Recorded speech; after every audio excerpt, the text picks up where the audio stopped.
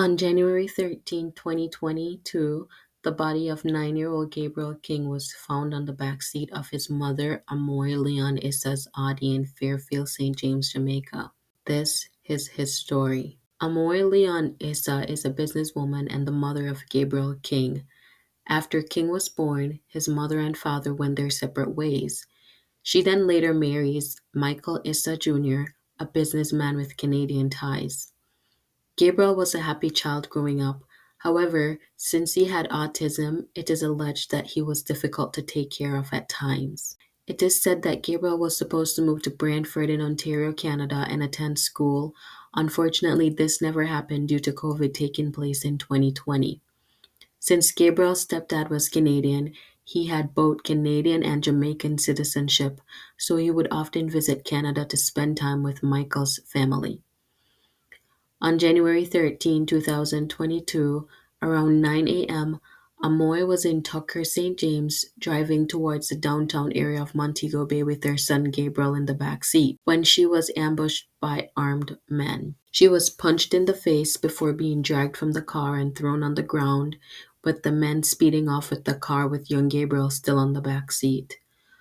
Amoy later stopped a car that was passing by and asked for assistance to get in touch with her husband before reaching out to the police for help. Upon being questioned for information to help locate her son, she told the police she had slowed down to avoid potholes that were in the area so as to not damage her car. While slowing down, that is when she was attacked and her car stolen. She told them her son was still inside the car and they started searching for the car immediately. After searching and getting the news out, the car was later found that day a few miles from where she was attacked in the Fairfield area. Thankfully, they thought. Now, they had to see if Gabriel was still inside the car somehow. Upon opening the car, young Gabriel was found in the back seat slumped over, his throat cut from ear to ear. People immediately became suspicious of the story Amoy was telling. After his death, his mother wanted to have his body cremated, but the police would not allow this as they believed once the cremation was done, all evidence would be gone. Since Amoy also had citizenship in Canada, she wanted to take Gabriel there to have him buried, but the police force was trying to bar this from happening. Gabriel was finally laid to rest. A 1 million bounty was put out for information on the killing, but they received no information about the case. During the investigation in September 2022, the police asked Amoy to hand over her phone, but she refused. They believe if they were able to go through the contents of her phone, they would possibly find some evidence connecting her to the case, since they thought she was somehow involved. She was given 48 hours by the courts, but she did not comply.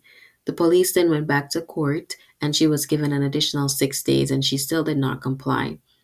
There was another order granted in March 2023. However, her lawyer argued that it was a breach of her client's rights, and she still did not give her phone up at the time.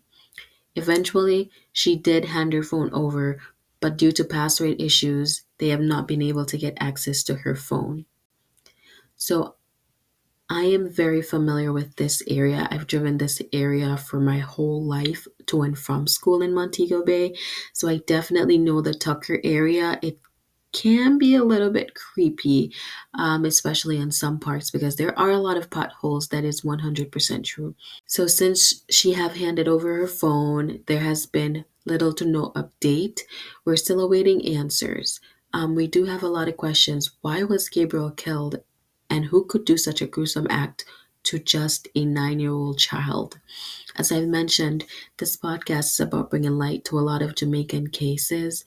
And while we're going through these cases, you realize how very incompetent the police are in helping to solve crimes in Jamaica. So yeah, bear with me and we'll talk more about it and see, what do you think happened? Do you think Amoy was involved in her son's death? Do you think she knows exactly who did this, or do you think this was just a random act? And again, like, why would you not want to give your phone over to help solve your child's murder?